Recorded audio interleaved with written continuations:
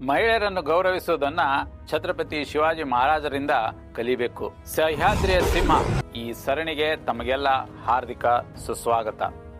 ಬಂಧುಗಳೇ, ಛತ್ರಪತಿ ಶಿವಾಜಿ ಮಹಾರಾಜರು ಮಹಿಳೆಯರ ಬಗ್ಗೆ ಅಪಾರ ಗೌರವವನ್ನ ಹೊಂದಿದ್ದರು. ಅದಕ್ಕಾಗಿ ಒಂದು 3 ನಿದರ್ಶನಗಳನ್ನು ಕೊಡ್ತೇನೆ. ಅದಕ್ಕೂ ಮುಂಚೆ ಒಂದು ವಿಷಯ ತಮಗೆ ತಿಳಿದಿರಲಿ. ಅವರು ಕೇವಲ 7 ವರ್ಷದವರು ಇದ್ದಾಗ ಅವರ ತಂದೆ ಶಹಾಜಿ ಅವರ ಕೋರಿಕೆ ಮೇರೆಗೆ ಆದಿಲ್ ಶಾಹಿ ಅವರಿಗೆ ಪುಣೆಯ ಜಾಗೀರನ್ನು ಶಿವಾಜಿಯವರ ಹೆಸರಿನಲ್ಲೇ ಮಾಡ್ತಾರೆ ಮತ್ತು ತಾಯಿ ಜೀಜಾಮಾತೆ ಅದರ ಆಡಳಿತವನ್ನು ನೋಡ್ತಾ ಇರ್ತಾರೆ.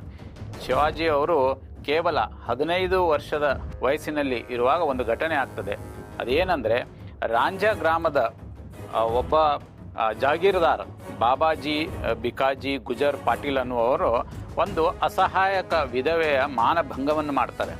ಆ ಸಂದರ್ಭದಲ್ಲಿ ಶಿವಾಜಿಯವರು ಕೇವಲ 15 ವರ್ಷದವರು ಇದ್ದರೂ ಕೂಡ ಅವರು ಒಂದು ಕಠಿಣ ಶಿಕ್ಷೆಯನ್ನು ಅವನಿಗೆ ವಿಧಿಸ್ತಾರೆ. ಅದೇನೆಂದರೆ, ಅವನ 2 ಕೈ ಮತ್ತು 2 ಕಾಲುಗಳನ್ನು ಕತ್ತರಿಸಿ ಹಾಕಲಿಕ್ಕೆ ಆಜ್ಞೆಯನ್ನು ಮಾಡ್ತಾರೆ. ಇದು ಮಹಿಳೆಯರ ಬಗ್ಗೆ ಅವರು ಇಟ್ಟಂಥ ಗೌರವಕ್ಕೆ ಒಂದು ನಿದರ್ಶನ.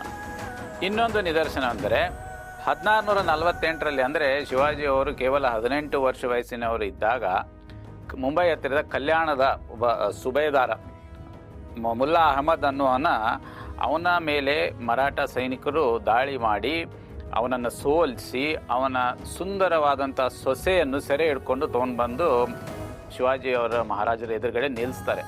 ಆಗ ಛತ್ರಪತಿ ಶಿವಾಜಿ ಮಹಾರಾಜರು ಹೇಳ್ತಾರೆ, ನೀನು ಇಷ್ಟೊಂದು ಸುಂದರಿಯಾಗಿದ್ದೀಯಾ, ನೀನು ನನ್ನ ತಾಯಿ ಆಗಿದ್ದರೆ, ನಾನು ನಿನ್ನ ಹೊಟ್ಟೆಯಲ್ಲಿ ಹುಟ್ಟಿದ್ದರೆ ನಾನು ಇನ್ನೂ ಎಷ್ಟೊಂದು ಸುಂದರವಾಗಿರ್ಬೋದಾಗಿತ್ತು ಅಂತ ಹೇಳಿ ಗೌರವದಿಂದ ಅವಳಿಗೆ ಮತ್ತೆ ತಿರುಗಿ ಅವಳ ತಂದೆಯ ಮನೆಗೆ ಸೈನಿಕರನ್ನು ಕೊಟ್ಟು ಮರಳಿ ಕಳಿಸಿಕೊಡ್ತಾರೆ. ಇದು ಜೀಜಾಮಾತೆ ನೀಡಿರುವಂತಹ ಆ ಒಂದು ನೈತಿಕ ಶಿಕ್ಷಣದ ಅದಕ್ಕೋಸ್ಕರವೇ ಶಿವಾಜಿ ಮಹಾರಾಜರು ಮಹಿಳೆಯರನ್ನು ಅತಿಯಾಗಿ ಗೌರವಿಸ್ತಾ ಇದ್ದರು. ಇನ್ನೊಂದು ವಿಷಯ ತಮಗೆ ಹೇಳ್ತೇನೆ. ರಾಯಗಢದ ಕೋಟೆಗೆ ಹಿರೇಕಣಿ ಅನ್ನುವಂಥ ಒಂದು ಮಹಿಳೆ ಪ್ರತಿದಿನ ಬಂದು ಹಾಲು ಮಾರಲಿಕ್ಕೆ ಬರ್ತಾ ಇರ್ತಾಳೆ. ಆ ರೀತಿ ಒಂದು ದಿನ ಅವರು ಹಾಲು ಮಾರಲಿಕ್ಕೆ ಬಂದಿರ್ತಾಳೆ. ಅವಳು ಸೂಲಗಿತ್ತಿ ಕೂಡ ಆಗಿರೋದ್ರಿಂದ ಆ ದಿನ ಅಲ್ಲಿ ಒಂದು ಸೈನಿಕನ ಹೆಂಡತಿ ಹೆರಿಗೆ ಆಗ್ತಾ ಇರ್ತದೆ. ಆ ಹೆರಿಗೆಯನ್ನು ಮಾಡಿಸಿ ಅವಳು ತಿರುಗಿ ಹೋಗ್ಬೇಕನ್ನೋಷ್ಟರೊಳಗಾಗಿ ಸೂರ್ಯಾಸ್ತ ಆಗ್ತದೆ.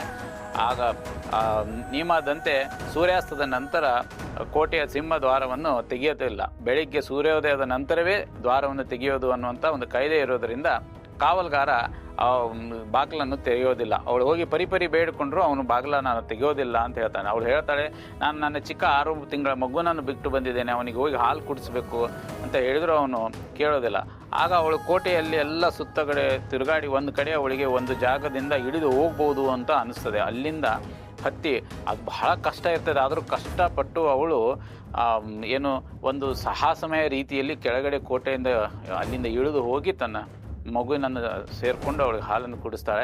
ಮರುದಿನ ಅವಳು ಮತ್ತೆ ಹಾಲು ತಗೊಂಡು ಮಾರಾಟಕ್ಕಂತ ಇದರಲ್ಲಿ ಬಂದಿರ್ತಾಳೆ ಕೋಟೆಗೆ. ಆವಾಗ ಆ ಕಾವಲ್ಗಾರ ನೋಡ್ತಾನೆ, ಅರೆ ಇವಳು ನಿನ್ನೆ ಒಳಗಡೆ ಇದ್ದಂಥವಳು ಇವತ್ತು ಬೆಳಿಗ್ಗೆ ಮತ್ತೆ ಹೇಗೆ ಬಂದಳು ಅಂತ ಕೇಳಿದಾಗ ಅವಳಿಲ್ಲ, ನಾನು ಈ ರೀತಿ ಅಲ್ಲಿಂದ ನಾನು ಕೋಟೆಯಿಂದ ಕೆಳಗಡೆ ಇಳಿದು ಹೋದೆ, ಜಾರಿಕೊಂಡು ಕಷ್ಟಪಟ್ಟು ಹೋಗಿದ್ದೇನೆ ಅಂತ ಹೇಳ್ತಾಳೆ.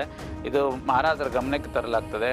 ಆಗ ಮಹಾರಾಜರು ಅವಳಿಗೆ ಶಿಕ್ಷೆಯನ್ನು ನೀಡೋದಿಲ್ಲ, ಆದರೆ ಅದರ ಬದಲಾಗಿ ಅವರಿಗೆ ಹೇಳ್ತಾರೆ, ತಾಯಿ, ನಾನು ನಿಮ್ಮ ತಾಯಿಯ ಅಂತಃಕರಣ ಏನು ಅನ್ನೋದು ನನಗೆ ಗೊತ್ತು. ನೀನು ನಿನ್ನ ಮಗುವಿಗೆ ಹಾಲು ಕುಡಿಸ್ಲಿಕ್ಕೋಸ್ಕರ ಇಷ್ಟೊಂದು ಕಷ್ಟಪಟ್ಟು ಸಾಹಸ ಮಾಡಿ ಕೋಟೆಯಿಂದ ಇಳಿದು ಹೋಗಿದ್ದೀಯಾ, ನಿನಗೆ ಆದ ತೊಂದರೆಗೋಸ್ಕರ ನನ್ನನ್ನು ಕ್ಷಮೆ ಮಾಡು ಅಂತ ಹೇಳ್ತಾರೆ. ಅಷ್ಟೇ ಅಲ್ಲದೆ ಅವಳು ಯಾವ ಭಾಗದಿಂದ ಇಳಿದು ಹೋಗಿರ್ತಾಳೋ ಅಲ್ಲಿ ಆ ಗೋಡೆಯನ್ನು ನೋಡಿ ಅಲ್ಲಿ ಗೋಡೆಯನ್ನು ಎತ್ತರಿಸಿ, ಅಂದರೆ ಇನ್ನು ಮುಂದೆ ಮತ್ತೆ ಯಾರು ವೈರಿಗಳು ಅಲ್ಲಿಂದ ಬರಬಾರದು ಅನ್ನೋ ರೀತಿಯಿಂದ ಎತ್ತರಿಸಿ ಅಲ್ಲಿ ಒಂದು ಬುರ್ಜನ್ನು ಕಟ್ಟಲಾಗ್ತದೆ. ಆ ಬುರ್ಜಿಗೆ ಹಿರೇಕಣಿ ಬುರ್ಜ ಅಂತ ಹೆಸರನ್ನು ಕೂಡ ಇಡಲಾಗ್ತದೆ. ಆ ಮಹಿಳೆಯ ಹೆಸರು ಹಿರೇಕಣಿ, ಅದಕ್ಕೆ ಹೆಸರು ಕೂಡ ಹಿರೇಕಣಿ ಬುರ್ಜ್ ಅಂತ. ರಾಯಗಢಗೆ ತಾವು ಹೋದರೆ ಅಲ್ಲಿ ಇವತ್ತಿಗೂ ಅದನ್ನು ನೀವು ನೋಡ್ಬೋದು. ಇದು ಮಹಿಳೆಯರ ಬಗ್ಗೆ ಇದ್ದಂಥ ವಿಶೇಷ ಗೌರವ ಶಿವಾಜಿ ಮಹಾರಾಜರದ್ದು ಅನ್ನೋದಕ್ಕೆ ಇನ್ನೊಂದು ನಿದರ್ಶನ. ನಾಳೆ ಮತ್ತೆ ಇನ್ನೊಂದು ವಿಶೇಷ ವಿಷಯದೊಂದಿಗೆ ತಮ್ಮ ಮುಂದೆ ಬರ್ತೇನೆ. ಅಲ್ಲಿಯವರೆಗೆ ನಮಸ್ಕಾರ.